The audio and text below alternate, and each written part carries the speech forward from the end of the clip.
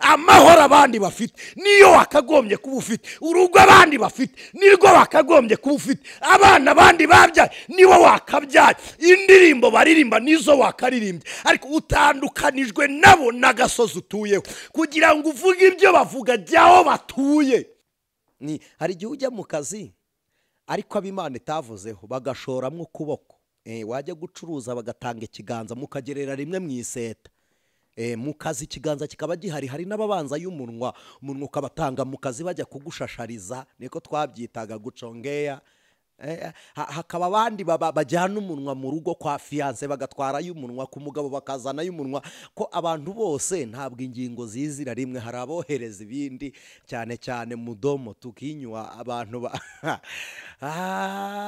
ariko Yakobo we byaje Imana yaravuze. Rero ibintu byaje kuri wowe bizanywe n'abandi ngo bikubuze kubaho Imana yagushyize. Imana ibikureyo igushyitsaho yavuze, igushyitsaho yasezeranye kuzagera. n'umukanguzi TV ni mukanguke, umenya aho umugisha ubonerwa muri Kristo n'abamwizera. Noneho wowe iyo wizeye wakora imirimo iguhesha umugisha, kabone niyo wayikorera ku muntu wavumwe. Imana ibaha umugisha. Yesu ashimwe inshuti z'umusaraba, ndabasuhuje mu izina rya Kristo Yesu. Ni mwene so Aniseti niyo mugabo nk'ibisanzwe ku Mukanguzi TV. Tubahaye ikaze mu mwanya w'ijambo ry'Imana. Twongeye kubashimira buri muntu wese ubana natwe mu mwanya w'ijambo ry'Imana, umuntu wakoze subscribe kugira ngo mujye mubona ijambo ry'Imana. Imana ibaha umugisha kandi nawe usharinga. Ari mwene data umwe uri mu gihugu ntibutse, ariko twigeze twabanaho tutarakizwa, yigeze yampamagara ari umuntu wamusharinze ubutumwa bwiza. Numva biranejeje, ariko kandi byamuhaye impinduka mu bugingo. Numva nasaba buri wese uko ushoboye, uko ufite mwene so, niba wumva mwasangira lunch cyangwa ka dine mukaba mwagasangira cyangwa ka breakfast, n'ijambo ry'Imana ujye wifuza kurisangira n'abandi, Imana ibabahera umugisha. Rero ndabasuhuje kandi mbifurije ihumure rigwiriye ribonerwa muri Kristo Yesu. Imana ibaha umugisha. Reka dufatikanye dusenga Imana kugira ngo dutegure imitima yacu umwanya w'ijambo ry'Imana. Yesu data mwiza, ndagushimiye, mwami w'imbaraga, umwami w'ineza, mwami w'igikundiro kandi Imana ikiranuka. Izina ryawe niryubahwe, izina ryawe ryubahwe mu isi, ryubahwe mu boroheje n'abakomeye, ryubahwe mu batunzi ndetse ryubahwe no mu borozi, ryubahwe mu bakene, ryubahwe no mu baherwe. Izina ryawe rishyirwe hejuru. Niryo bendera, niryo ridukiza, niryo rizamurwa n'abera bakaboneka. Kandi umuririmbyi n'umwanditsi yaryise umunara, yaravuze ngo ni umunara muremure duhungiramo tugakira. Reka umuntu wese nyaguhora ku ngoma wakiriye umugisha wo kumva iki kiganiro, akakira umugisha wo kumvira ijambo ryawe, akakira umugisha wo kuba mwari no teraniro, reka nawe abe umuhamya w'izina ryawe, kuko ijambo ryawe ryarambwiye ngo nta rindi zina twahawe gukirizwamo mu isi no mu ijuru uretse izina rya Kristo Yesu. Muririmbyi yararimbye aravuga ngo niyo haba ari umuntu w'umunyacyubahiro naho yakirusha abandi, Yesu aramuhebuje. Iryo zina niryo twirukaniramo abadayimoni bakagenda, ureke bave no mu bantu bumva ijambo ryawe. Iryo zina niryo ingumba zibyariramo, iryo zina niryo ingo zubakirwamo, niryo imfubyi ziberaho, iryo zina niryo abapfakazi baboneramo ihumure. Iryo zina rya Kristo ryamamare hose kubw'ineza yawe. Turabigushimiye none n'iteka ryose, mwami w'imbabazi. Amen. Imana ibaha umugisha kubw'umwanya mwitanga mukumva ijambo ry'Imana. Reka rero tuganire ku gitabo cya Rusi, igice cya 4 umurongo wa 11, turasoza n'umurongo wa 12. Rusi igice cya 4 umurongo wa 11 n'uwa 12. Hanyuma insanganyamatsiko turi buganire turayikura mu rwandiko rw'ubutumwa bwiza bwanditswe na Luka mu gice cya mbere umurongo wa 37. Rusi 4:11 havuze hatya: nuko abantu bose bari mu marembo n'abakuru baramusubiza bati, turi abagabo b'ibyo. Uwo mugore uje mu nzu yawe, Uwiteka amuhanye na Rasheli na Leya, abashinze bombi inzu y'Abisiraheli. nawe ujye werekana gukomera kwawe muri Efurata, ube ikirangirire i Betelehemu. 12. Icyaduha urubyaro Uwiteka azaguha kuri iyo nkumi rukazahwanya inzu yawe n'iya Peresi uwo Tamari yabyariye Yuda. Mwakire neza iri jambo ry'Imana. Uyu murongo wa 13 ndagira ngo tuwusubiremo. Wa 12 haravuze ngo icyaduha urubyaro Uwiteka azaguha kuri iyo nkumi rukazahwanya inzu yawe n'iya Peresi uwo Tamari yabyariye Yuda. Mwakire neza iri jambo ry'Imana. Ubutumwa bwiza bwa Kristo bwanditswe na Luka, igice cyaho cya mbere, umurongo wa 37. Luka igice cya mbere 37. Reka tuhasome. Haravuze ngo kuko ari nta jambo Imana ivuga ngo rihere. Ndabisubiramo, kuko ari nta jambo Imana ivuga ngo rihere. Mwakire neza iri jambo ry'Imana. Ndagira ngo tuganire ijambo ry'Imana rivuga ngo aho Uwiteka yagambiriye kugushyitsa ahagushyitse. Ndabisubiramo, ni insanganyamatsiko ngira ngo dusobanureho tuganire, kandi iri jambo ry'Imana ashaka ko turivuga mu byiciro. Turarivuga mu buryo bwaryo nk'amateka yaryo, turivuge mu buryo bwa gihanuzi n'ivugabutumwa no kubwiriza, mu buryo bwa gihanuzi no kubwiriza. Imana ishimwe. Narivuze ngo ndashaka ngo tuganire ijambo rivuga ngo aho Imana yagambiriye kugera ihakugeze. Icyo Imana yari yaragambiriye kuri wowe igisohoze. Hari ibintu byinshi bikoma umuntu mu nkokora bigatuma atagera aho yakagombye kugera. Ibyo bimwe na bimwe tubyita karande. Ni impamvu Umugisha n'Uwiteka ndaza kuyikomozaho, ndaza kuyivugaho, kuko ndumwe mu bantu batemeraga ko karande ibaho. Ariko nyuma uko nagiye nsoma Bibiliya, nagiye nkurikirana karande uburyo yagiye iburuhererekane, nsanga ni igitangaza. Niba icyaha cya Adamu na Eva kikizunguza abantu none, biravuze ngo na karande yo kwa sogokuru wawe wa hafi yakubaho, kandi ari uwa hafi.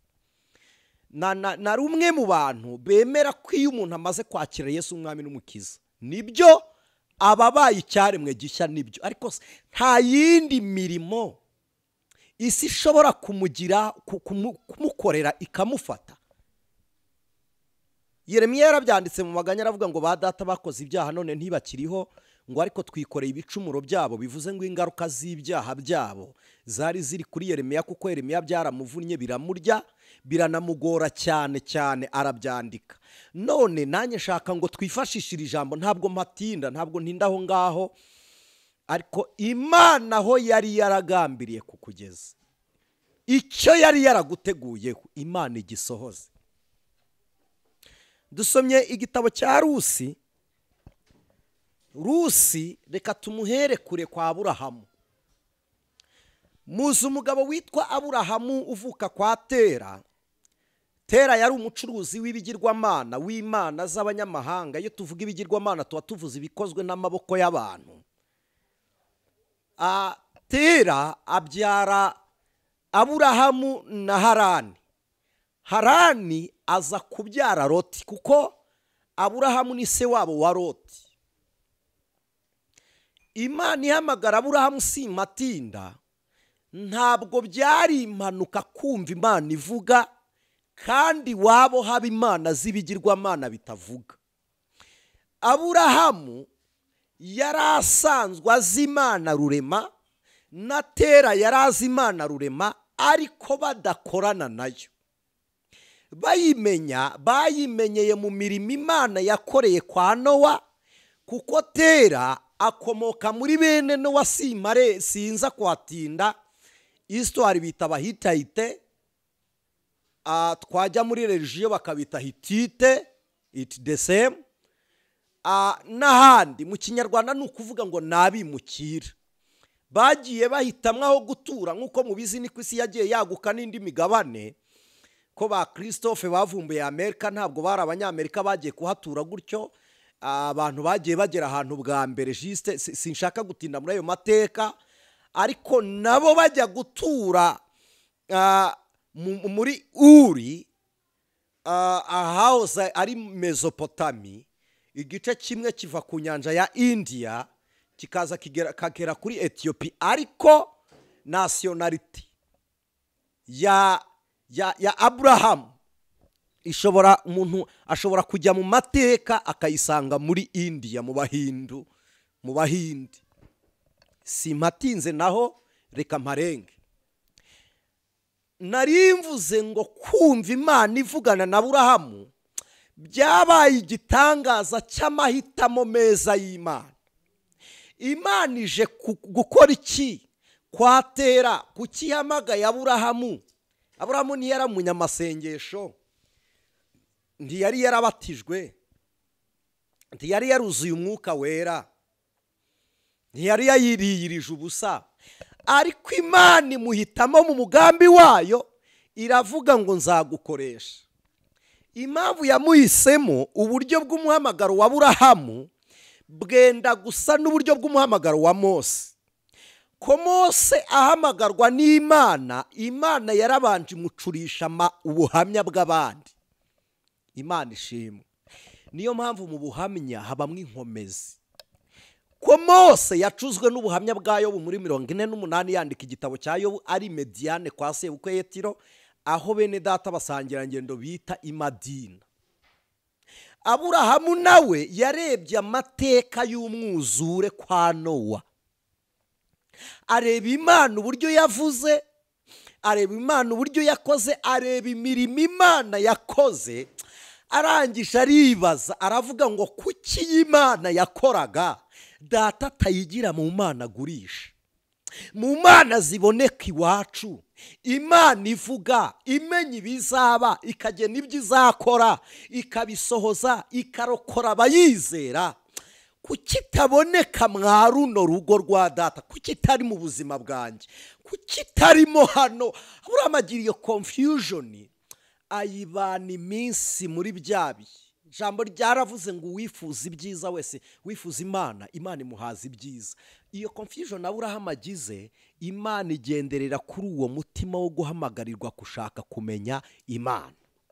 Irangije iramwihishurira avuga ngo nitwa Uwiteka, Imana ishobora byose. Imana yibwira Abisiraheli, yibwira Aburahamu, yaramubwiye ngo nitwa Uwiteka. Ni ijambo ni Kinyarwanda bivuze uhoraho. Iyo rikura mu Giheburayo direct mu Kigiriki rigera mu Kinyarwanda ryitwa ndiho. Ndiho biravuze ngo ndiho nyine, sinzahinduka. Iryo niryo zina ryanjye, ndi Imana iganje bihoraho. Niryo jambo mu Giheburayo twita Yahwe, riza rikaba Jehova. Biravuze ngo ni Imana iriho ihoraho. Yibwira Mose agiye kujya kwa Farawo, yaramubwiye ngo nduwo ndiwe kandi nitwa ndiho. Bivuze ngo uwo ndiwe nta kimpindura. Imana ntihindurwa n'ibihe, ntihindurwa n'uko uyifata, ntihindurwa na situation urimo. Imana ntihindurwa n'abakuvuze nabi. Imana ishimwe, ni Imana ihoraho. Aburahamu imubwiye ngo nitwa Uwiteka, Imana ihoraho, yihamije kumubwira ngo ndi Uwiteka, bivuze ngo nibyo mwakoze ntaravugana namwe narabirebye, nzi nuko muzasoza, kuko ngewe ndiho mwarapfuye, none mutaranabaho ndiho, munariho ndi Imana iriho. Aburahamu yumva iyo Mana niyo yonyine yo kwizerwa, Imana ihoraho niyo yonyine yo kwizerwa, Imana ishimwe. Arangije arayibaza ngo urashaka ko nkora iki? Iramubwira ngo va mu gihugu cya so, usiga inzu ya so.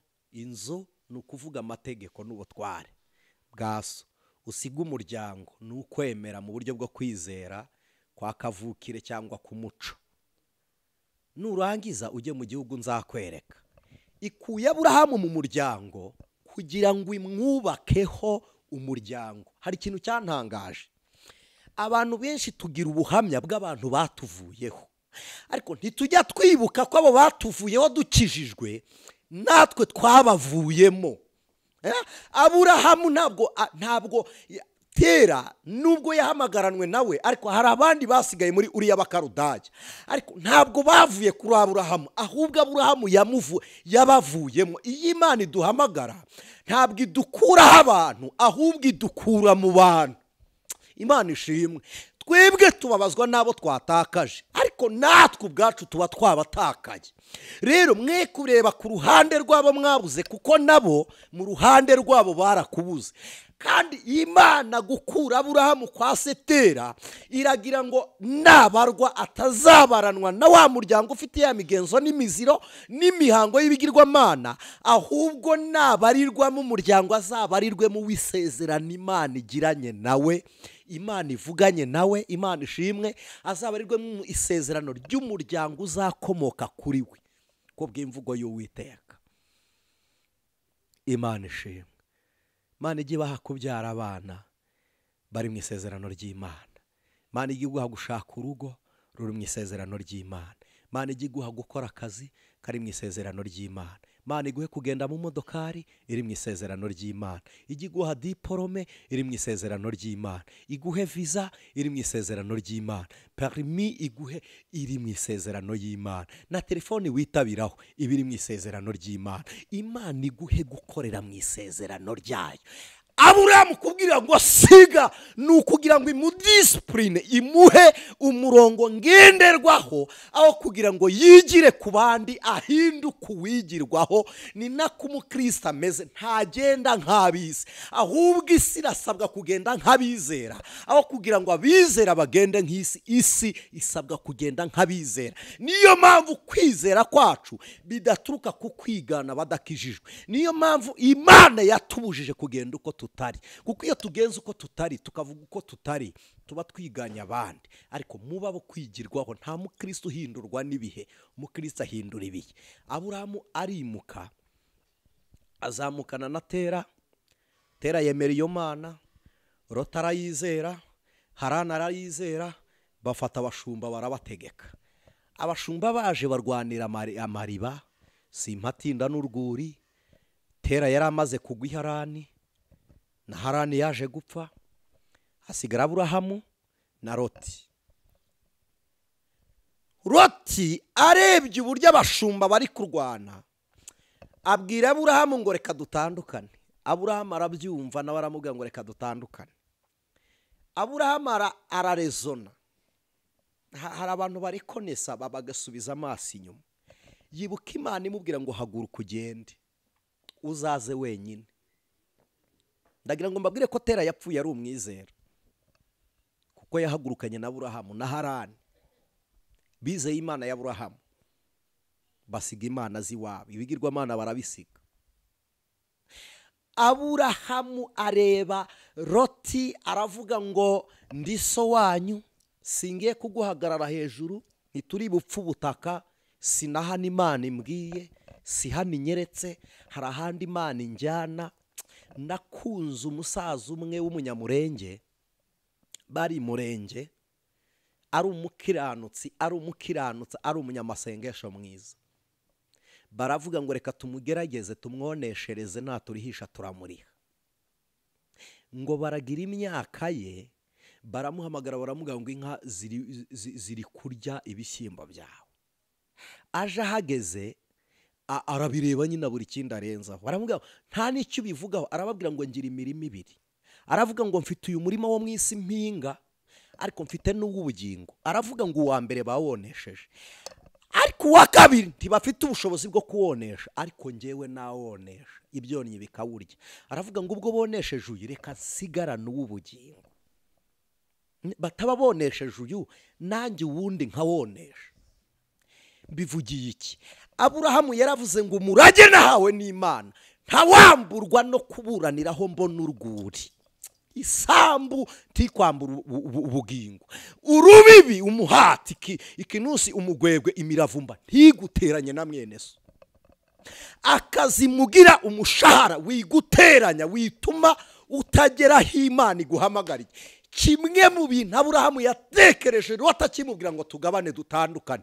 Aburahamu yaratekereje aravuga ngo n'ubundi ahonjya si wowe wahamagawe, ninjye uhamagarirwa kugenda, ntaguma hano. Narabwiwe ngo aho ngiye nimpagera nzaherekwa nkaguma, kandi Imana itarambwira ko ari hano. Aravuga ngo ubwo ntarerekwa aho nguma, gakondo yanjye irakomeje. Imana ishimwe. Ubwo ntarabwirwa gusigara hano, iwacu sinaha, ndi mu rugendo, ndimo ndakomeza, ndimo ndasiganwa. Toriya bone moria engozayini mondarashi karowa bone sayi edrayiwa. Imana iguhe kuva mu isi utumbire gakondo uhamagariwe. Pone daya siyeni mora. Imana ishimwe. Aburahamu aramureba aramubwira ngo mpisemo, ariko dayiwe Imana idukore ku maso. Mana yabisera udukore ku maso. Mana we, igisha uyu mukobwa kumenya urugo rwe, uyu musore mwigishe kumenya umugeni we. Uyu mubyeyi mwigisha amagambo yavugira imbere y'umugabo. Twigisha ibyo twakorera mu kazi, twigisha uko twakitwara. Aburahamu yararebye aravuga ngo nimpitamo, ndahitamo gusigaraho ndeba, ariko ninkomeza kugenda nzageraho Imana injyanye. Aravuga ngo ntabwo ari njye uhitamo. Abwira Loti ngo naba ari wowe ubanza. Loti ibyo bimukubita ku mutima. Aravuga ngo Imana yaguhamagaye niyo kwizerwa. Imana ijya iduha guhamiriza Imana no mu mirimo tutavuze n'izina ryayo. Mu mirimo dukora Imana ijya iduha kugaragara nk'abakiranutsi. Imana ibaha umugisha. Imana ibaha umugisha. Loti ngo arebye amatungo abona ubwatsi buri Sodomu na Gomora, ngo icyo kibaya cyari kiza. Aravuga ngo ndahitamo hano, niho inka zanjye zizarya zigahaga. Ahahisemo, ariko ubuhamya bw'imyitwarire ya Aburahamu bumukoze ku mutima. Imana ishimwe. Akimara gukorwa ku mutima, atandukana na Aburahamu, ariko ntiyatandukana n'Imana ya Aburahamu. Imana ihimbazwe. Atandukana na Aburahamu, ariko Imana ya Aburahamu arayigumana. Loti abaho Aburahamu atari, ariko arahakirizwa, arahakiranukira. Yari umukiranutsi muri Sodomu na Gomora. Aburahamu ahabwa isezerano ryo kubyara abana babiri, ushushanywa n'umusenyi ari we Ishimayeli, nabi Ismaili, ari ushushanywa n'inyenyeri Isaka. Loti aragenda arabyara, abyara abana b'abakobwa babiri. Ababyara Aburahamu yaragiye kugenda kwa Aburahamu ndihuta. Sara yaje kubyara, Ishimayeli aragenda, sinshaka kuhatinda kwa Ishimayeli. Akimara kugenda, Isaka aza kubyara ku mugore witwa Rebeka abana babiri b'impanga. Mu gihe Isaka atwite, umugore we Rebeka atwite afite inda, Imana iramubwira ngo mu nda yawe harimo amahanga abiri, umutoya azaruta umukuru. Rebeka bita mu matwi. Isaka arasaza, abyara uwitwa Yakobo na Esawu. Yakobo ni ibintu bisanzwe biyoroshikoma. Iyo abana bari mu nda ari babiri b'impanga, kugira ngo umwe avuke habaho navuga ko ari nk'intambara, mbyite gutyo, yo kugira ngo babone umwana uvuka mbere. Kuko wa mwana kugira ngo aze mu position nzima, muri position nziza avuka, agomba kuza nyine acuramye. Murabizi uko umwana aza. None kuko aba ari impanga, utanze undi kubona uburyo bwo kwigobotora mu nda ngo aze niwuza. None birashoboka ko ashobora kuza, kuko habanza umutwe, utuboko turi inyuma, amaguru ari inyuma. Ashobora gukurura n'undi wa kabiri. 30% aba yavuka nyuma.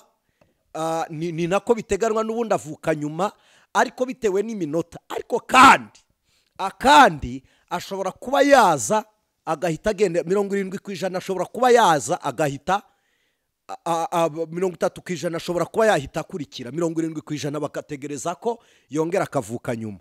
Ariko Yakobo avuka, intambara yabereye mu nda yatumye Yakobo ajya kuvuka, aza abona inzira ari uko Esawu yayibonye. Agiye kuvuka ahita afata ukuboko kuza gukurikiye n'ukuguru kw'indyo kwa Esawu. Haza ukuboko kw'indyo kwa Yakobo, kugukuru kw'indyo kwa Esawu.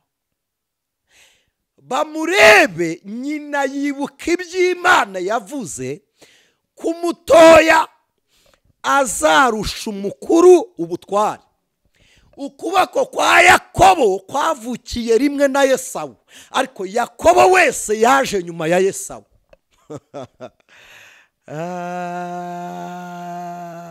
Imana ishimwe. Yakobo ngo samurebe, aravuga ngo wari ugiye kuriganya mwene nyoko umugisha w'imfura. Aravuga ngo nkwise Yakobo, bisobanuye ngo nuriganya undi. Hari abantu benshi bazi ngo Yakobo kwitwa Yakobo ngo nuko yariganyije mwene nyina Umugisha igihe ajya gusaba umugisha wa Esawu.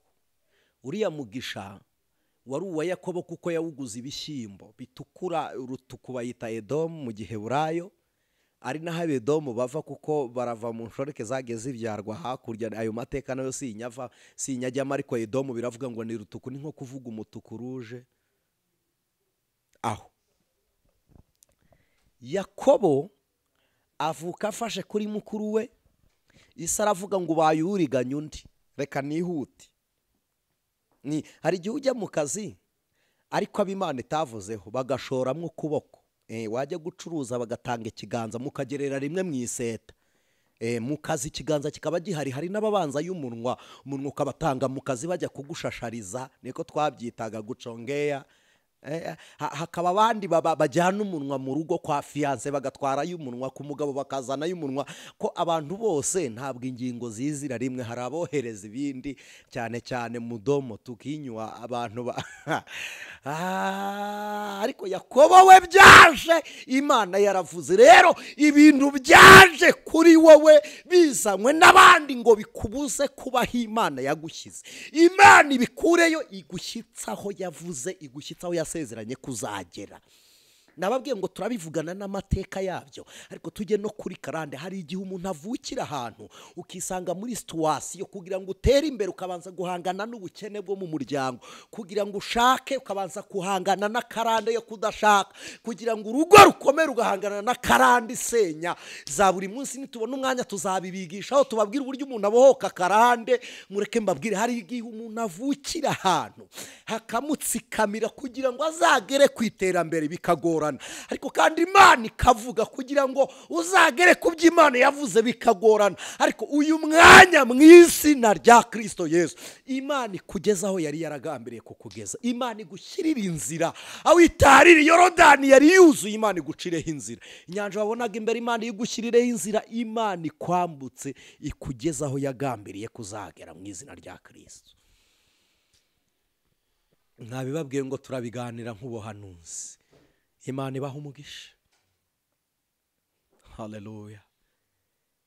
Nyina arebye ko Yakobo avutse, aravuga ngo iki ni ikimenyetso cya bwa butware, ukuboko kwa Imana izagukomeza.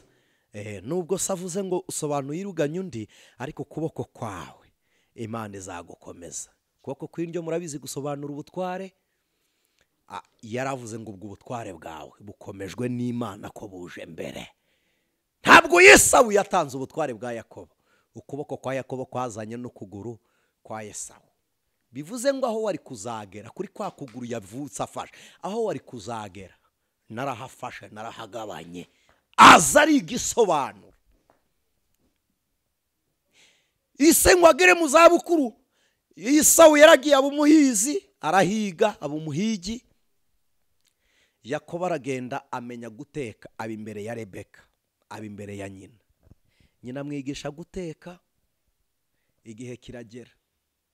Shaka guhuza n'iri jambo twasomye kwa Rusi kugira ngo turitange nk'amateka, turitange nk'ubuhanuzi, turitange nko guca umugozi wa karande.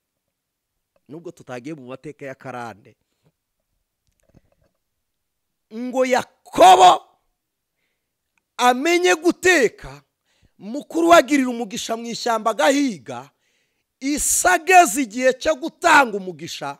Subiye inyuma gato, Yesawu yigeze yaza ashonje atabonye umuhigo, nk'uko nawe atagaburiraga mwene nyina ku muhigo hovyo gutyo gusa, na mwene nyina ntiyamuhaga ku bishyimbo bye gutyo gusa. Aza yabuze umuhigo, arangije abwira mwene nyina ngo nungaburire. Aramubwira ngo urabizi ko n'umuhigo wawe kuwuryaho bitoroshye, kugira ngo nkugaburire nuko ugira icyo undaga. Aramubwira ngo ndaguha ubutware. Afata ubutware bwa Yesawu arabugabana. Ubwa Yesawu, icyo Yesawu yatanze ni umugisha wo kuba umwana w'imfura, naho ubutware bwo Prito yatanze ubutware, aravuga ngo ubutware bwanjye ndabuguhaye. Asigarana kote yo kwitwa umwana w'imfura, kandi nayo Imana yarayigabye kera.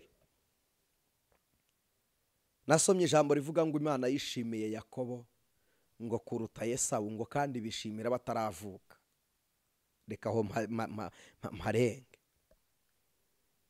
Yakobo agura ubutware bwa Yesawu, bugura ibishyimbo bimwe bitukura, yari yakaranze bimeze neza. Nanjye nkunda ibishyimbo cyane, ariko sinabigurana ubutware, sinabigurana umugisha, ariko nkunda ibishyimbo. Yesawu ngo asoze kugurisha umugisha, aravuga ngo nzacungira ku mugisha w'umwana w'imfura, data azawumpa nk'umurage. Isaka ngo ageze mu zabukuru, yumva igihe cyo gupfa kirageze, igihe cyo gutanga kirageze. Abwira umwana ngo mwana wanjye, igihe cyanjye cyo gutanga kirageze, genda ushaka umuhigo, kuko sindi buguha umugisha gusa. Tugarutse kuri rya jambo, ya masengesho yo gusengesha imirimo. Imana ibaha umugisha, Imana ibaha umugisha. Esawu ngo arabyumva, na nyina Rebeka abikubita mu matwi, na Yakobo arabyumva. Icyo Imana yavuze kuri Yakobo, aho ndahatinda, ntabwo Yakobo akizi, ariko nyina wamubyaye azi icyo Imana yavuze kuri Yakobo. Hari abana bagiye bavuka, Imana yaravuganye n'ababyeyi babo, ikavuga ngo bazaba umugisha. Wareba umwana ukibaza, n'uyu Imana yavuze ngo azaba umugisha. Mariage wagiranye n'umugabo, wagiranye n'umugore, Imana yari yayivuzeho. Iyo Imana ivuze ku bukwe, igari kwiguha n'umwana w'umugisha. Iyo Imana ivuze ku rugo, igari kwiguha umwana w'umugisha. Iyo Imana ivuze umwana w'umugisha, igari ko n'umwuzukuru yaba umugisha.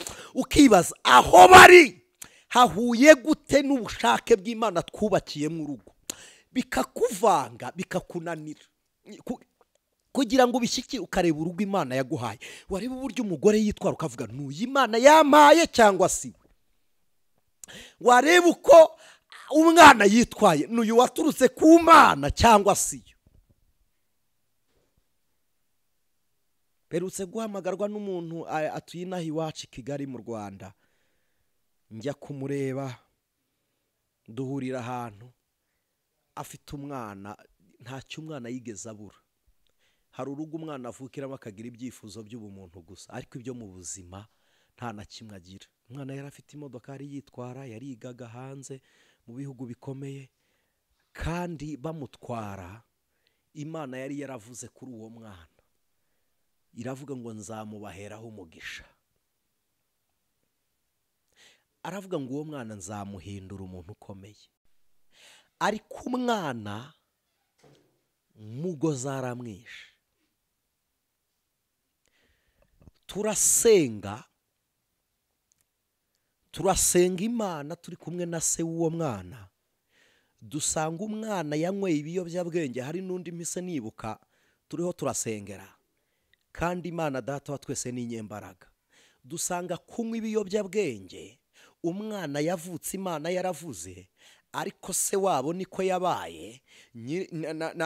Ba se wabo babiri, deja umwe arafunze, undi ni umusazi wirukanse mu muhanda yaje gupfa, ariko ari umusazi yapfuye bamugonze. Yari umusazi ariko w'imyuka mibi apana kugira ikindi kibazo. Uwo mu Giswahili twita mwenda bazimu, yari afite abadayimoni bamutwaye, ariko urumogi rwarabakoronije. None ikindi cya kabiri, ise yamaye ubuhamya ajya kubatizwa uburyo itabi ryamutwitse mu mufuka. Nawe yakundaga urumogi agakunda itabi, ariko mu gihe yari ari kwiga umubatizo ngo ajya gusezera ku itabi, bene data, Imana ikugezaho yari yaragambiriye kuzashyika urubyaro rwawe rushyitse aho yasezeranye nawe mu izina rya Yesu. Ise yamaye ubuhamya, twasenganye n'umwana, none spiritual nareba se nkabona nakagozi kagenda gakurura umwana, nareba se nkabona inyuma iwabo hari akandi kagozi kamukurura, nkabona kwase nabo baramukurura. Jise biva mu gisekuru cya gatatu inyuma y'ubuzima bwabo, ari uko bagenda bose barabaye ibikenya ku itabi. Dusanga itabi ry'uyu mwana ise yarakijijwe, yakira Yesu umwami n'umukiza, ariko kugira ngo amurikire urubyaro Imana habwa umugisha, kugira ngo asengeshereze umwana, kugira ngo amushyire mu biganza by'amasengesho, tigeze amusengeshereza. Mujye mukunda kujyana abana mu rusengero babasengera, mujye mukunda gushyingirwa mu mategeko ya leta, ariko mwibuke n'isezerano ryo mu rusengero. Itegeko rya leta rihereza agaciro kanyu ko kubana, ribiha agaciro kandi rikabikomeza. Isezerano ryo mu rusengero rikabiha umugisha kandi rikabyeza. Imana ibaha umugisha. Ndebye Imana impishurira ikigare kinini, ndabwira ngo ndabona niwanya ariko bameze. Yikubita hasi araboroga, ubwo buhamya uburyo yagiye kubatizwa, aravuga ngo reka njye gusezera itabi. Ari kunywa itabi mu kayira gatoya, abo biganaga umubatizo banyura inyuma baje kumureba ko ni nabo bari bukora isuku ku rusengero, ngo ahita ashyira itabi mu mufuka ritarazima riramutwika, afite n'inkovu y'itabi. Urumva hari utuntu tugenda dusigara ku muntu, tugakurikirana urubyaro tukabura uruhererekane, arizo za karande. Tuzareba karande y'akavukire, urushako, igihugu, umugabane, isi. Tuzareba na karande y'imirimo gukora, turebe na karande ifata izina ry'umuntu. Izina naryo rigira imbaraga, ko nta muntu wita umwana izina atazi igisobanuro cy'izina. Izina riterwa n'ibihe umwana avutsemo, rigaterwa na situation, birumvikana, rigaterwa na mudu, biriterwa na mudu uwise umwana yararimo, bigaterwa n'uburyo abanye n'abantu, kuko izina ni igisobanuro gikomeye cyane. No gukora hari karande ifata umutungo. Iyo karande ifata umutungo tuzabiganiraho, kuko murabizi hari igihe wicara mu iduka utaraguje, ariko bakiriya bawe bakaba baraguza, agafata amafaranga avuye kumurika akayaranguza imari ukayasigarana, agahumanya yandi. Noneho gutanga icyacumi bikabananira no gutanga amaturo, kuko kweza umwero w'imyaka byezwaga no gutanga umuganura. Kweza ibyo mufite byezwa no gutanga ituro, byezwa no kugira ngo mukorere umugisha. Reka mparenge, turasenga tugira umugisha, Imana imuduhaye isezerano ryiza, n'umwana arabohoka. Ise yatunguwe no kubona umwana yari yaraguze 10 ikiziriko n'ikinini cyo kwiyahura. Ntacyo umwana yabuze. Hari igihe tuvuga ngo Imana ikugezaho yari yaragambiriye kukugeza, wareba witwara mu modoka ukagira ngo wagezeyo, wareba uri mu wundi mugabane ukagira ngo warahashyitse, wareba uri mu nzu igeretse ukabona warahageze, wareba waryamye udashonje ukagira ngo wageze aho wari warageze. Hari ibyago biguterera aho ngaho, kandi ndagira ngo mbabwire ko ikigeragezo kije ku munyabwenge nacyo kiza gifite ubwenge. Ikigeragezo kije ku muhanga kiza ari igihanga. Ikibazo kinjiye mu rugo rw'abakire kiza nacyo ari igikire. Indwara ije ku mukire iza nayo ikize.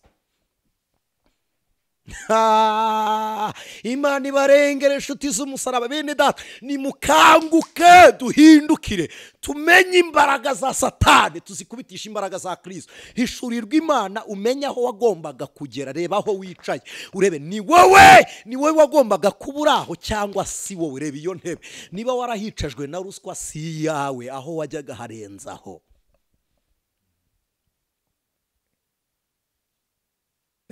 harenzaho. Niba waricajwaho no kugambanira abandi, saho wagombaga kujya. Imana ikugeza aho yari yaragambiriye kugira ngo ubane n'umusore washaka kwica ubukwe. Suwo ntabwo umugabo wawe ari uzaba wiciye ubukwe. No, umugabo akwiriye kuba gukenera, ni nabwo azakubonamo agaciro mu minsi yo kubana nawe mu izina rya Kristo. Dusenze, wa mwana arabohoka, arangije arambwira ngo reka papa agende. Duheza se w'umwana arambwira ngo ndashaka gusaba Imana imbabazi yatura ibindi. Arangije azana ishumi rya cyakiziriko, aravuga ngo ngaho hamagara papa musaba imbabazi. Ikiyobyabwenge ntabwo gifite imbaraga mu maraso zingana n'imbaraga za Kristo. Urumogi ntabwo runga, izo za mugo za sinzi uko mubyita byose ibyo ntabwo bifite imbaraga zingana n'iziri mu maraso ya Kristo. Kwikinisha ntabwo bifite imbaraga bingana n'ibiri mu maraso ya Kristo. None na karande y'iwanyu ntibifite imbaraga nk'iziri mu maraso ya Kristo. Ahubwo ikibazo ni kimwe, nuko tutazi ko imbere hari ahandi twari kugera. Byatumye tugumaho tuzi ngo twashyitse aho tugiye. Urugendo turarurambika, gutera indi ntambwe isohoka biratunanira. Ariko ndagira ngo nkubwire ngo Imana ikugeze aho yagambiriye kukugeza. Yakobo nyina aramubwira ngo ubwo wumvishije so atanze umugisha, gira vuba ni wowe Imana yari yaravuzeho. Imana ishimwe. Amwibutsa amasezerano. Imana ishimwe. Babyeyi, mwibutsa abana uko Imana yabavuzeho mubatwite. Mwabagabo mwe, mwongere muganire n'abagore musengera urugo rwanyu. Ongera uganire n'umugore wawe muri fiançailles. Imana yabivuzeho iki? Ongera usubiza amaso inyuma mbere yo gusiga umugore. Reba niba Imana yaravuze. Ongera uganire nawe, mwibukiranye amasezerano. Nubona ko nkwibagiwe, Yesu uzanyibutse bya byuya byawe wabize. Uri Getsemani kandi ukabibira ku bwanjye. Mbere yo kuva muri ako kazi, mbere yo kwemera ngo bakwirukane, mbere yo kwemera ngo ubure amahoro, mbere yo kwemera ibyo bigeragezo, mbere yo gusenya urwo rugo, mbere yo kubura uwo mufiyanse, mbere yo kuguma ushomye, banza ugenzura ubuzima urimo. Imana yabuvuzeho gute?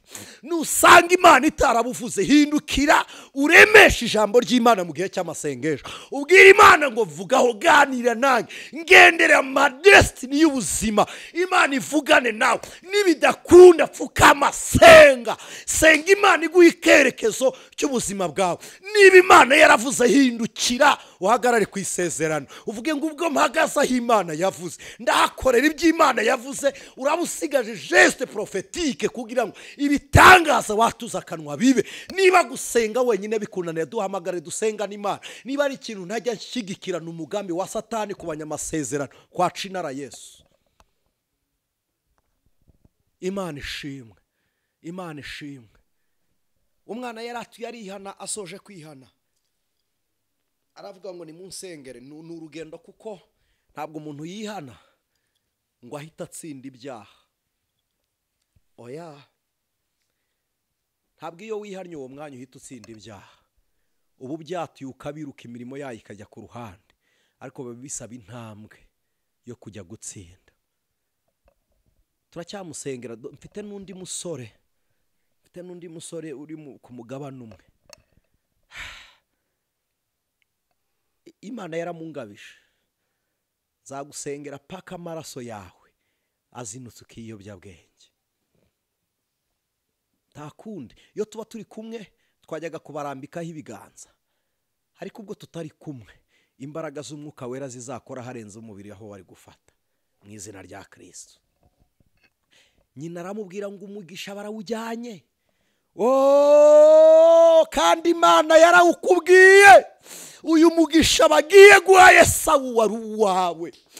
data we ndi kumva nahamagara Dawidi nkamubwira ngo intebe yari yabu ari kwipima ni yawe, ndi kumva nakubwira ngo fiase nuwa mu izina rya Imana ikumenyesha ibyari ibyawe Satani yenda kugabira. Isaka yenda gutanga umugisha wawe. Rebeka abwira Yakobo ngo gira vuba fatirana umugisha wawe wiyora, akazi kawe gafate kayore, urugo n'urwawe wirisohoka muvashi tatinjira yora jyana ibyawe, uzi kuva mu byawe uburyo babyita guhunga, wihunga umugisha wawe mu izina rya Yesu. Imana ishimwe. Yakobo arangije abaza nyina ngo mama ndabigenza gute? Nyina aramuga ngo mwana wa papa wawe yasabye inyama. Yasabye inyama. Yakobo aramubwira ngo ndazikurahe? Nyina aramuga ngo jya mu mukumbi ubaga uzizane ndaziteka. Inyama umugabo akunda kurya ndazizi uko ziba zimeze, ndazotsa neza. Umugore w'ubwenge amenya inda y'umugabo, amenya ibihaza inda y'umugabo. Umugore w'ubwenge amenya icyo umugabo akunda. Arangije aramubwira ngo jya mu mukumbi. Imana ishimwe. Aragenda ngo araza.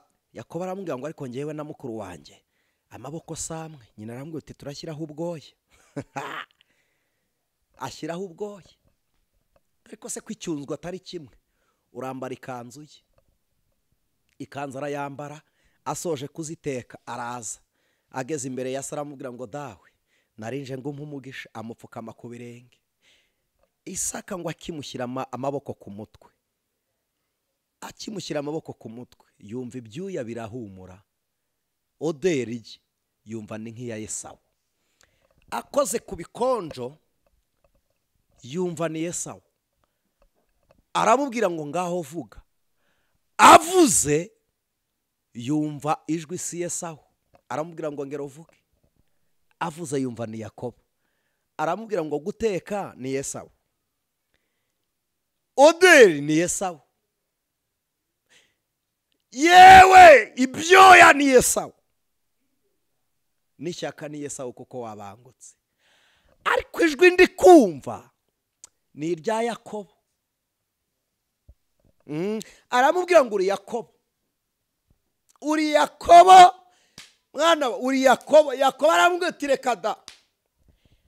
Umusaza ntiyibuka kuvuga ngo ndabaha umugisha nibura na Yakobo yaje. Ubwo utari Yakobo reka turindire Yakobo mwuguhe Yakobo kuri inyuma. Ntiyabyibuka kuko Imana yari yaravuze ko umugisha ari uwa Yakobo n'ubundi, kandi niwe upfukamyaho. Nyina Rebeka ngo uko satinda kwatura umugisha ngo awumareyo, abona Yesawu azaba ageze hafi. Yegera umusaza aramubwira ngo muze ugeze mu zabukuru ntukibona, reka mbabwire hari amajwi ajya avugira mu matwi y'abari bagiye kubagabira, akagabira abandi intebe waba ugiye kuyicaraho, hagaturuka ibukuru bamubwira ngo yishyireho runaka, agahita avuga ngo nta kundi nabigenzaga. Yakobo we Imana izi gutandukanya ibiganza bya Esawu na Yakobo. Reka mbabwize ukuri, ikiganza cyakoze ku giseke gitanga ituro Imana irakizi. Ibikonjo byawe birazwe. Ukuboko kwagaburiye abashonje, ukuboko kwakoze umurimo w'Imana, ukuboko kwagaburiye abagaragu b'Imana. Imana irakuzi.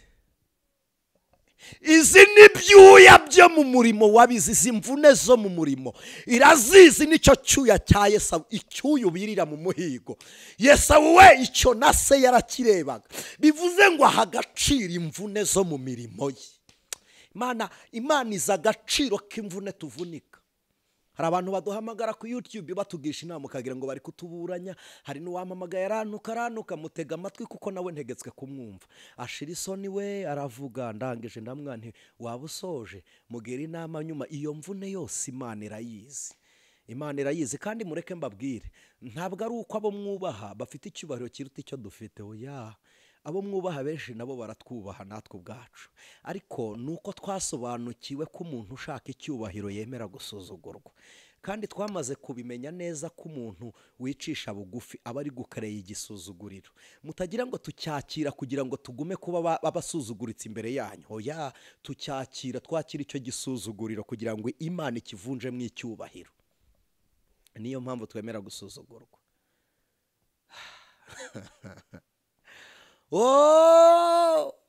Ibyuya ise yaravuze ngo nabyo ndabigenderaho.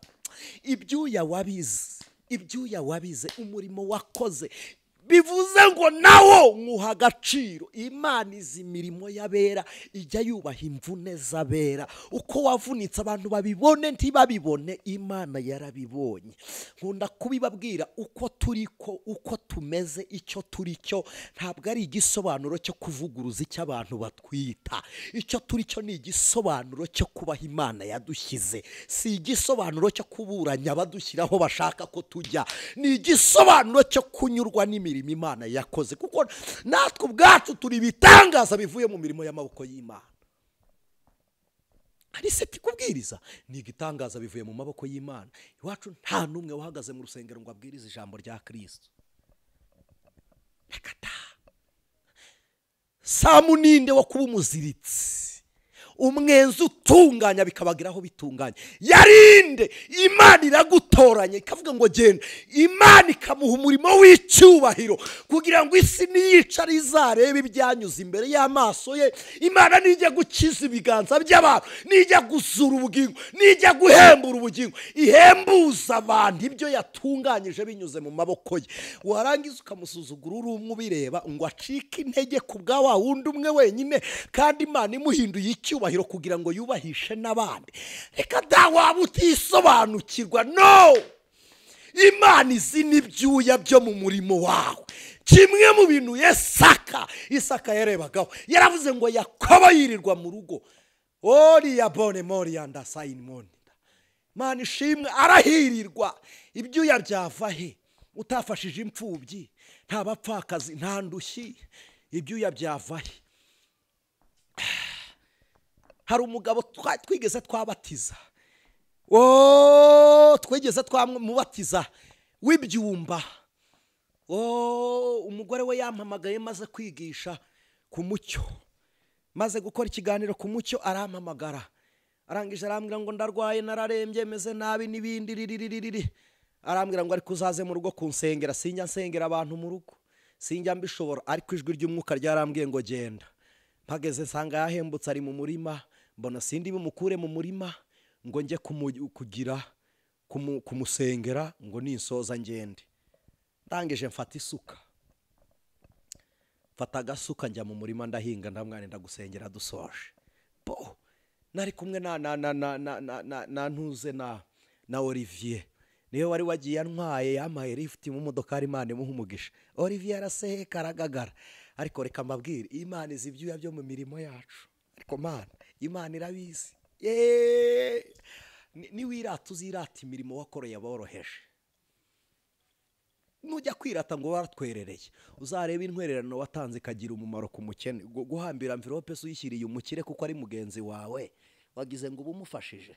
Reka ni nko kudaha amazi ukayamena mu nyanja, n'ubundi ntacyo ubuyongerereye. Aho iri n'ubundi imigezi yamenagayo. Umugabo arangije araza areba imodoka iparitse haruguru, areba Olivier uburyo ari gutongora urwiri, areba n'iseti uburyo ndi guhinga. Arangije umugabo aratureba aratubwira ati mwabagabo, amakuru yanyu ni meza, ko mu mpingira umurima se. Turamubwira uti nuko twisanga, twabonye natwe turabana mu rugo, twinjira mu murima turahinga. Arangije aravuze iyi modokari se ni yacu, muparitse imodokari murahinga. Umugabo ati iki ni igitangaza. Umugabo yafashe inzoga yari afite arayimena. Arangije aravuga ngo ibi birashoboka, iyo abaye umukristo turagenda turamubatiza. Niba arabatizwa kubw'imirimo. Imana izi imvune, kandi mu byuya bya Pawulo hagiye havamo umutukiza indwara. Dukwiriye no kuvunika kugira ngo mu mvune zacu, dukwiriye kwemera gusuzugurwa kugira ngo uwaduhaye agasuzuguro tukamupakururemo akatumarireho.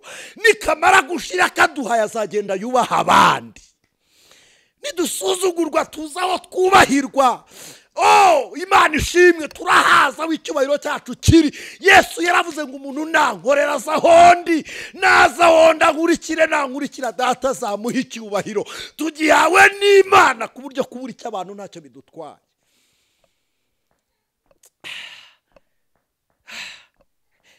Yesu Isaka aramubwira ngo mwana wa nicyuya ndumva ari icya Esawu. Hari abantu bitwikira imirimo y'abandi bagashimwa, gasengera mu rusengero kurwubaka byarakunaniye. Ugakunda abantu bakuzamukira umusozi nta gikorwa na kimwe umutima wakubwira. Mana we, ugakunda kuvuga inkuru z'abakene muturanye nta kintu na kimwe Imana yakubwiye. Hari umuhungu umwe afite cano yarampamagaye ejo bundi, mwihangane nyine ndabitangaho urugero. Yarampamagaye arambwira ngo anise ntikarame, ndakuzi ariko wowe ntunzi, ndashaka uze kubwiriza. Ntabwo nari ndi i Kigali mu by'ukuri, nari ndi i Gisenyi. Arangije ndamwanise ko ndahari, ngo nguze ukuntu nagukundaga. Ndamwana urihangana nzaza ikindi gihe ngo hoya ngo ndabizi urahari, ngo mbabarira ngo kubw'urukundo ngukunda ngo banguke.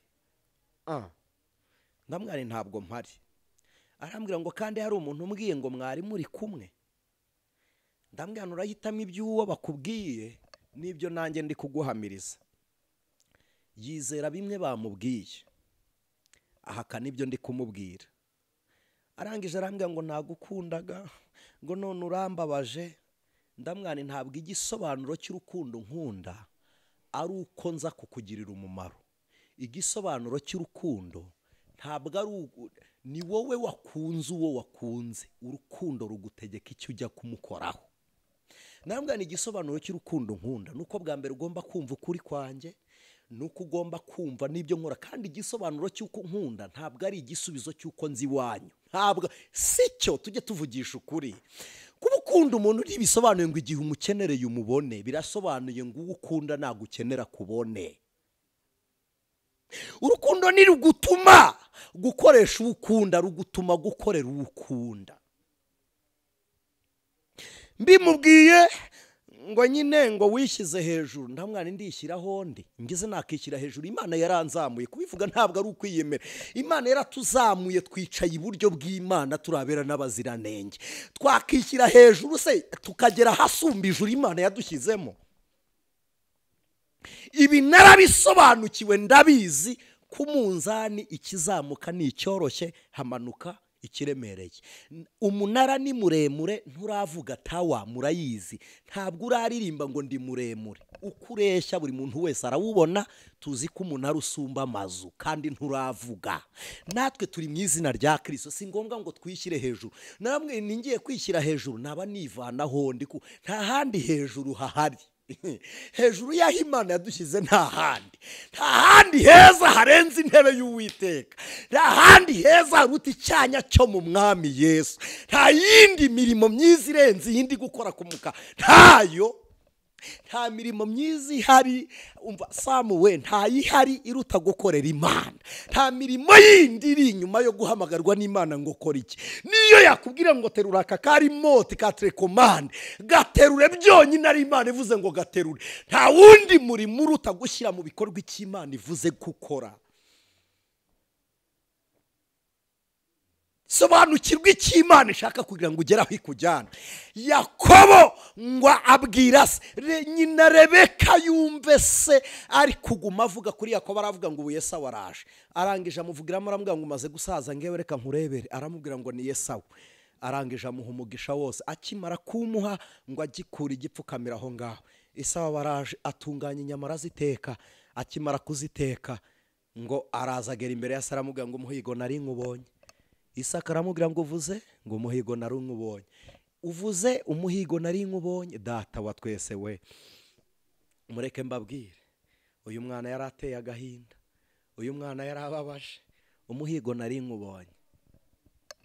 Aramubwira ngo uvuye hano kandi ninde? Esawu ahita amenya ko ari Yakobo. Esawu ntiyahita hava, ntiyahita amuva imbere ngo ajye kubwira Yakobo ngo mpumugisha wanjye. kandi igitangaje umuntu wahawe umugisha nawe arawutanga. Umuntu wahawe umugisha niwe uwuhesha abandi. Ibi mwirirwa simbaciye intege, ibi mwirirwa mushaka ngo abantu babaturireho umugisha. Icyumba cy'umugisha kiri muri Kristo Yesu, kuko Imana yabwiye Aburahamu ngo mu rubyaro rwawe niho nzahera amahanga yose umugisha. Uwageze mu rubyaro ari rwo Kristo niwe wakira umugisha akawuha abandi. Igitangaje, wafata umugisha w'ubumana ugahesha abandi umugisha batari abakristo, ariko wowe ukijijwe. Ariko abo batari abakristo ntibashobora kukuhesha umugisha wowe, niyo waba ukijijwe niyo waba udakijijwe.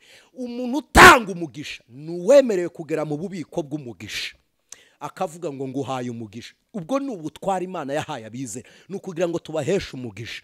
Rero iyo umuntu wavumwe, umuntu utari umukristo, imirimo iteshejwe, atari kominike n'Imana, kuvuga ngo nguhaye umugisha ni ijambo riza rikagukubitaho nk'uko baridunda ku gikuti kagaruka, nk'uko udunda agatenesi hasi kakazamuka, kikudundaho kikongera kikagenda. Niyo mpamvu mwaturirwa imigisha ntimuyibone, niyo mpamvu mukora babasabira umugisha ntibikunde ntibifatike, nuko mwawusabiwe n'utawufite. N'umukanguzi TV ni mukanguke umenya aho umugisha ubonerwa muri Kristo n'abamwizera. Noneho wowe iyo wizeye wakora imirimo iguhesha umugisha, kabone niyo wayikorera ku muntu wavumwe. Imana ibaha umugisha. Yakobo yari afite uburenganzira bwo kuvuga ngo subirana umugisha, ubutware nawe akabutanga, kuko na Esawu yarabugurishije bujya kuri Yakobo. Ariko kuko Imana yari yaravuze ngo umuto yazaruta umukuru, yarageze aho Imana ishaka ko agera. Ngere hafi tubihuze naho twasomye dusenge. Twasomye ijambo rivuga ngo nta jambo Imana ivuga ngo rihere. Luka 1:37. Niyo yarivuga utuye mu barozi, ntabwo ritakara mu maboko yabo, tirigwa muri bya bibindi, si mu bitega, si muri nyabingi, ntabwo rigwa mu bihato. Si ijambo Imana ivuze iraririnda. Yabwiye Yeremiya ngo ndi inyuma yaryo ibihe ibihumbi. Iri jambo ni Mariya na Elizabeth barivuze. Elizabeth yatwaye inda ayihisha amezi 5, yarabuze ubusobanuro yasobanuramwo iyinda, atwara inda. Zakariya wari kuyivuga nk'umugabo, wari kuyivuga nk'umuhamya, wari kuyivuga nk'uwabibwiwe na marayika, ayitwara. Yarabaye ikiragi, ururimi rwarigobwe. Elizabeth aravuga ngo iby'umugabo atavuze sinjye abivuga, aravuga ngo reka nihangane. Ijoro Mariya yasamiye mwinda, marayika amubwiye ngo usamye inda y'umwuka wera. Yaravuze ngo ndatambika njye kubwira Elizabeth ibyambayeho. Akimuhobera nibwo akana karaye kinjiye muri Mariya, urusoro rwa ninjoro, amaraso yo umwana w'umwuka wera. Nibwo yahoberanye na Elizabeth inda y'umunsi umwe, yewe ni y'amezi 5 ngo birasimbuka. Ariko nk'inda y'umunsi umwe icuzite. Kristo we urahebuje. Ngo Yohana ari mu nda arabyina. Abahanga bavuga ko ari aho yabatirijwe mu mwuka, ari nacyo cyamuhaye ubutware bwo kujya kubatiza abandi. Imana ibaha umugisha. Reka ngaruke. Yakobo yumva Esawu yagiye gusaba umugisha. Rebeka aramubwira ngo ntabwo ukiri uburakari bwa mwene so. Uburakari bwa mwene so ntabwo bukira. Yakobo arangije aramubwira ngo ndabigenza gute? Nyina aramubwira ngo reka dukomeze twumve ko hari icyo sko ari bubikemureho. Esawu abaza si ijambo nsorejeho kuri Esawu na Yakobo, amubaza ijambo rivuga ngo papa ni gute nabigenza ngo mbone umugisha ubwo wowe ntawe ufite? Nta zindi nzira nazanyuramo nkawubona. Ubutware nawuhaye Yakobo, uw'umwana w'imfura urawutanze. Ubu bivuze ko ndiho nk'utariho. Nta w'ubutware, nta w'umwana w'imfura. Aramubwira ngo nabigenza gute ngo mbone umugisha? Isa aramubwira ngo mu nkone yawe ufite, mu kuboko kwawe ufite iki? Aramubwira ngo mfite inkota, iyo nari maze kubagisha umuhigo. Aramubwira ngo uzabona umugisha nukoresha inkota yawe ukagoma. Yo mu bugome bwawe niho uzabonera umugisha. hari abantu batekana ari uko bakoze nabi. Kamere iruhurwa no gukora imirimo ya kamere. Mu bugome bwa Esawu niho yagombaga gukura umugisha. Ubugome kwari ukwegura inkota yicishije umuhigo akayicisha mwene nyina. Rebeka yumvisha iryo jambo ahita abwira Yakobo ngo hunga ugende ujye kwa Labani kwa nyokorome ndamubwira kumfatire neza. Arahunga ariko ajyana umugisha. Agezeyo ngo aragira imikumbi. Yakobo atangira kuriganwa nkuko nawe umugisha yawuriganyije. Wariganyije numwe yagurishije yagombaga guha mwene nyina nk'ibishyimbo. Akagumana umugisha wonyine w'ubutware ari wo yagombaga kugumana uw'ubutware yaguze ibishyimbo. Ariko uw'umwana w'imfura ntiyajyaga kuriganya ari gufata uw'Imana. Ngo azamuruta ariko na nyina yarabusanyije ajya gutwara umugisha. Undi yarawuguze. Ibyo yakoze nawe byaramugarutse reka aho marenge. Labani agenda muriganya ariko agirira umugisha kwa Labani atendera y'umukobwa nihute ashaka Rasheli. Rasheli yari umukobwa mutoya wo kwa Labani. Hari umukuru we witwa Leya kandi muri Isiraheli na India jusqu'à présent ntibashyingira umukobwa mutoya umukuru ahari. No mu Rwanda hari abagiriye iyo miziririzo ariko mujye mureka abana bishakanire kuko hari igihe umutaruta umukuru. Yakobo asabye Rasheli ngo baramuhindurira bamuha Leya. Reka aho nihute. Atendera indi myaka yabaye sinjya kuyibara, si icyo nshaka, ndashaka kuvuga kuri Leya na Rasheli bagereranyijwe na Rusi. Leya abyaye umwana yise umwana witwa Lewi, bisobanuye gufatanwa n'Imana. Abo bafatanyijwe nibo bahamagawe n'Uwiteka mu gitabo cy'Abisiraheli. Mu gitabo cya Bibiliya y'Abaheburayo babita baramyi bo mu ihema ry'Uwiteka cyangwa se Yahwekora cyangwa bahamagawe n'Imana. Hanyuma Lewi biravuga ngo ni ugufatanwa. Leya niwe ubyara abatambyi. Mwumva icyubahiro uyu mugore afite. Yabyaye Yuda, niwe ubyara umuryango w'abami. Ni kwa Leya ubutwara Imana yavugiye muri Yakobo. Muribuka ko yahinduriye Yakobo izina imwita Isiraheli, bivuze ngo nukiri Yakobo uriganya undi. Mwise ubwoko bwanjye Isira, bivuga ubwoko, Eri bivuga Imana. Yakobo yaje kwiyunga na mukuru we barakiranuka barababarana. Ariko mu gihe kimwe Yakobo yagiriye umugisha ku Mana rota ibyo mu ijuru. Mwumva isumbwa abagore bafite kuba mwaruno rugo bakabyara ababana bitirirwa igihugu cya Isiraheli kugeza na none. Babyaye umukumbi w'Imana kugeza na none. Imana ishimwe. Reka nihute mvaho. Twacukitse undi mugabo ku nkuru ya Loti na Aburahamu. Loti yaje kuba Sodomu na Gomora arakiranuka, Loti arakizwa. Imana irangije iravuga ngo nta mukiranutsi wo kuba Sodomu. Mureke mbabwire, Imana ifite uburyo ituza umuntu mu cyanya cy'abari mu isi ariko ikamutuza mu cyanya kitari icyo mu isi. Igushyira mu isezerano abantu bakureba bakakubona mu isi, ariko intebe Imana ikwicajemo ikayirindira mu rurembo rw'abera. Urugo Imana igushyizemo ikarurindira mu ijuru. Urubyaro Imana iguhaye ikarurindira mu ijuru. Imodoka ugendamo ikayirindira mu ijuru. Amashuri wiga ikayarindira mu ijuru. Haleluya! Imana igushyire mu cyanya cyayo. Loti yahisemo atagomba guhitamo, yahitagamo gukurikira Aburahamu. Umukumbi ubateranya akawusiga, ariko ahitamo Sodomu.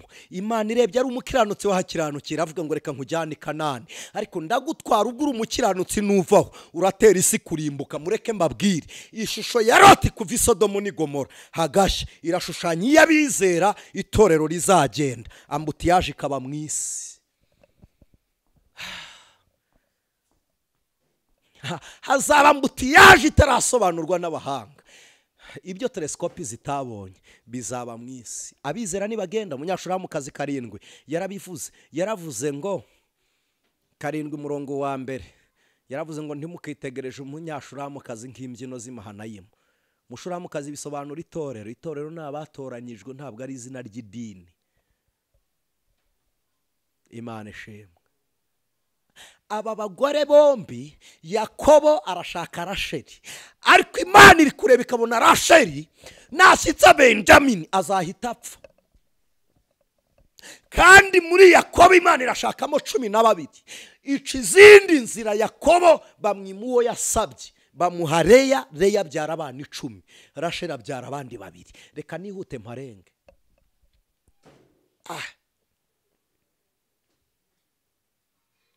Yakobo yagize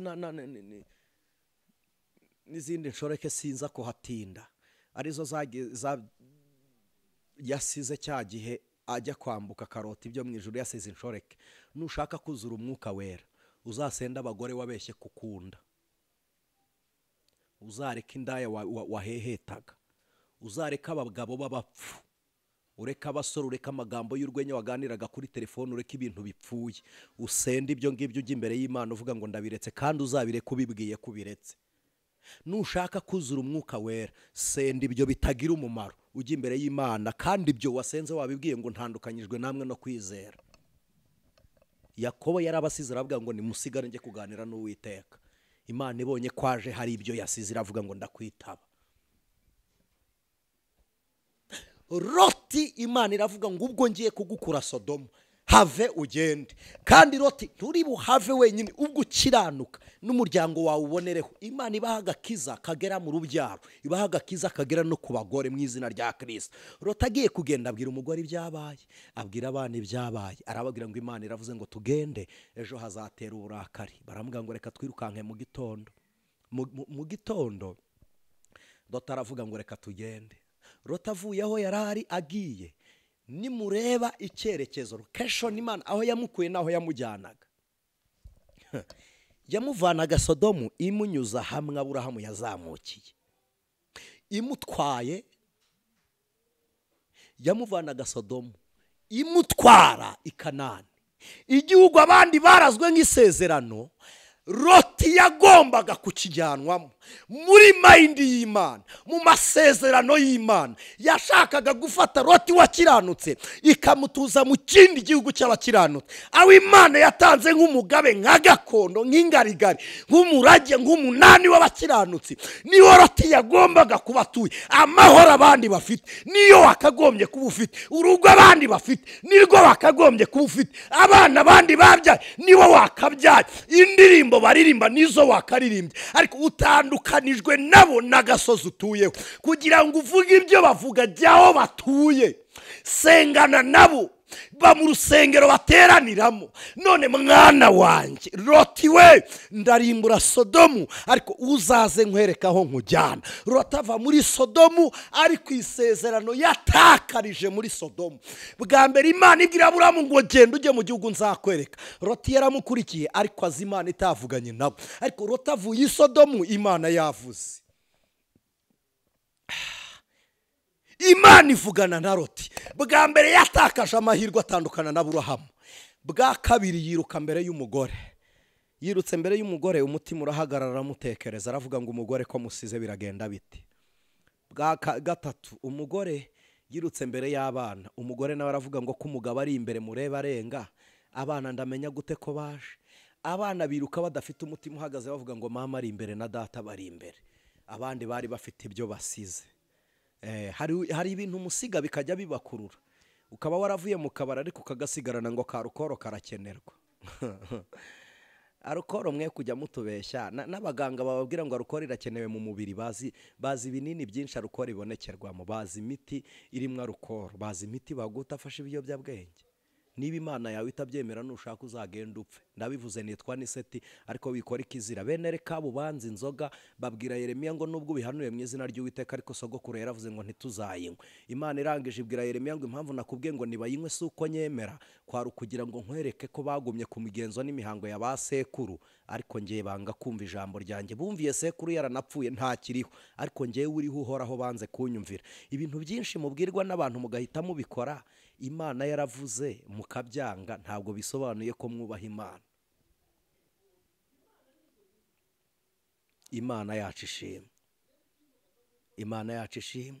Loti ngo yiruke aravuga ngo nsize umugore, agera ku gasozi ka Sowari ariko kiswe agasozi k'Abamori n'Abamowabu. Mowabu we, kwa cinara Yesu muzareba Mowabu. Mowabu we, Mowabu kwa cinara Yesu. Abamori Imana izababarinde, nibo uyu munsi bitwa Abajorodaniya, ni kuri Yorodani, ni ku rugabano rwa Isiraheli na Jorodaniya. Imana yashakaga kumutwara mu gihugu cy'isezerano. Ndashoje. Ahageze abwira Imana ngo aho uri kunjyana ni kure, reka ngume hano. Ku nshuro ya kabiri arongera hitamo, arongera aritoranya.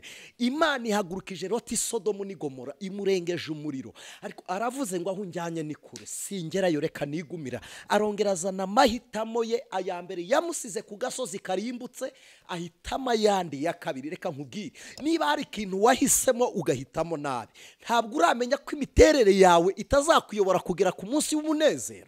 Agerageje gukora ibintu uzi ngo ni umunezero bikavamwo amarira, birasobanuye ngo ntabwo uzi icyakunezeza. Biharire Kristo.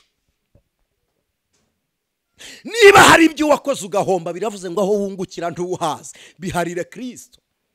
Loti aravuga ngo ndahitamo aha, ndekera aha. Ahitamo agasozi katabaho abakwe kandi afite abakobwa, katabaho amasoko azagira inyota, katabaho umukumbi akeneye amata, katabaho inzu akeneye kubaho, katabaho umwero akeneye kweza. Loti arangije, abakobwa be bamurebye ku gasozi bahisemo, nyina yarahindutse inkingi, bamurebye baravuga ngo nta wundi mugabo unyura hano. Agasozi mwihitiyemo mugahuriraho n'amakuba Imana itabirimo.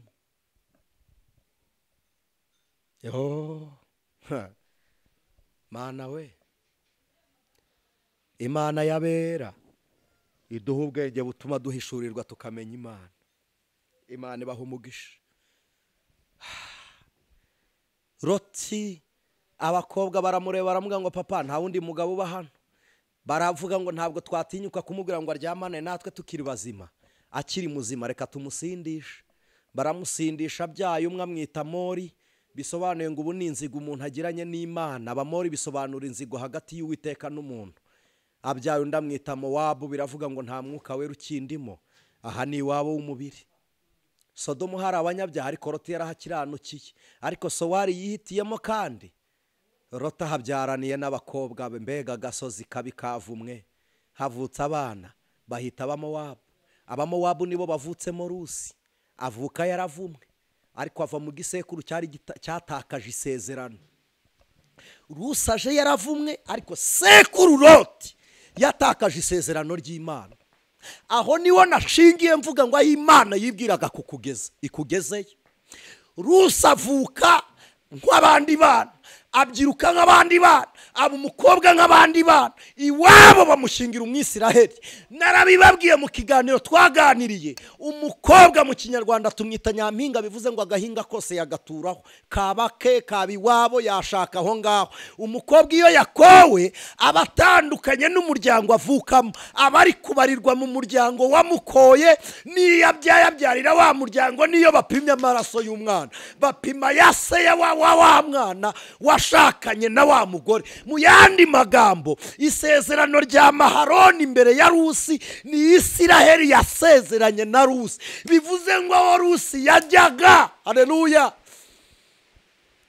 Imana yararebye iravuga ngo Rusi we, sindi bugutware muri Isiraheli, ahubwo ndazana Umwisiraheli asezerane nawe. Namara gusezerana na Rusi, isezerano Loti yishe ndarisohoreza muri Rusi. kubw'iryo sezerano Imana ikugezaho yagombaga kugushyitsa. Niba waratakarije isezerano kwa sogokuru, Imana iguhuze n'umunyamasezerano. Niba karande yari gutandukanyije n'ubumana, Imana iguhuze n'uwo yaciye karande ye. Niba wari utakaje umugisha, Imana iguhuze n'umunyamugisha. Niba warabuze ijambo ry'ihumure, Imana iguha ufite ijambo ry'ihumure. Niba wari warahombye, Imana iguha uwo yakijije igihombo. Imana ikugezaho yagombaga kugushyitsa. Imana ishimwe. Karusi we, Rusi we, Rusi we, Rusi we, Rusi bari abakobwa babiri, Orupa, hepfo mu gihugu bita Scotland, munsi ya Ecosse. Ecosse je pense niyo bita Scotland. haruguru y'agahugu bita Bagaruwa kagira umwuka w'ububyutsa abaririmbyi beza bakunda kuririmba. Tugira n'indirimbo, tugira indirimbo z'Abagaruwa. Kimwe mu ndirimbo z'Abagaruwa, mu ndirimbo tugira zabo mu gitabo cy'indirimbo z'agakiza 46 ivuga ngo unjye imbere Mana isumba byose, genda umunyantege nke, muri Yesu ko ndumwimukira, ntabwo ufite nagerahe. Izo ni iz'Abagaruwa. Mu rurimi rwabo iyo bajya kuvuga aka kantu kahari inyuma, sinzi uko mukita no mu Kinyarwanda sinkazi, baravuga ngo ni orupa, akabakita orupa. Orupa bivuze aka. Noneho mu gisobanuro cy'izina orupa bisobanura umusubiranyuma. Rusi biravuze ngo ni uwamaramaje, kumaramaza. Nawomi birasobanura ngo ni umunyagikundiro, umuntu uri priya. Mu Gihinde bavuga priya cyangwa buriya. Ni akantu keza kari shayini, gashayininga ukuntu. Nawomi arashushanya umwuka wera mu gitabo cya Rusi. Umurima urashushanya itorero, ibisarurwa ni twebwe abakristo. Abasaruzi bashushanya abamarayika, hanyuma nyir'umurima ni Imana. Bowazi arashushanya Kristo. Rusi ashushanya itorero. Hanyuma Nawomi yashushanyaga umwuka wera ugomba kuba umuranga. Kuko nimubyibuka, umwuka niwe wakuye Yesu muri Yorodani umutwara mu butayu. Ni nawe ukuye Elimeleki abaye nk'inzara imukura muri Isiraheli kugira ngo aze gutwara umukobwa. Imana ishaka impamvu ituma uhura n'isezerano ryawe. Imana igushakira impamvu ituma uhura n'intebe wagombaga kwicaramo. Iteje inzara muri Isiraheli, muri Mowabu bararya. Imana ishaka impamvu. Nzi umusore warongoye umukobwa babana bashyingiranwe nawe, kuko amatungo y'iwabo yaracitse, aragenda ajya mu rugo rw'iwabo n'uwo mukobwa ararayo. Bagiye kuyatirura uwo musore ahagera yishwe n'inyota. Ahageze umukobwa amuha amazi, amuhaye amazi, ijwi riramubwira ngo dore umugore wawe nuwo. Sawuli kugira ngo yimikwe yahuye na Samweli, yagiye gushaka indogobe. Imana igushakira impamvu iguhuza n'icyo ugomba kuba cyo. Imana ishaka impamvu ituma wicara mu ntebe yawe, ituma ujya mu rugo rwawe. Imana iguha impamvu ituma ugomba kwisanga mu mwanya wawe. Karusi kakimara gushyingiranwa na Maharoni, si Maharoni wari ukenewe. Maharoni yaraje kugira ngo asohoze iby'impamvu. Hari abantu uzatakaza mu buzima atari uko ukiraniwe, hari abantu uzabura bagapfa, hari abantu utazongera guhura, ariko baguhuze n'icyo Imana yashakaga guhura nacyo muri bo. Imana ishimwe. Imana ikugeze aho ugomba kugera. Soza aho amateka yagushyize, ikiganza cy'Uwiteka kihagukure. Amateka y'igihugu aho yagushyize, ikiganza cy'Imana kikwakire. Amateka y'umuryango aho yagushyize, ikiganza cy'Imana kikwakire. Ay'ubuzima, ikiganza cy'Imana kikwakire. Amateka y'imibereho, ikiganza cy'Imana kikwakire. Kigukuraho amateka yagusize, kigushyitse aho umugambi w'Imana ushaka kuba, mu izina rya Kristo.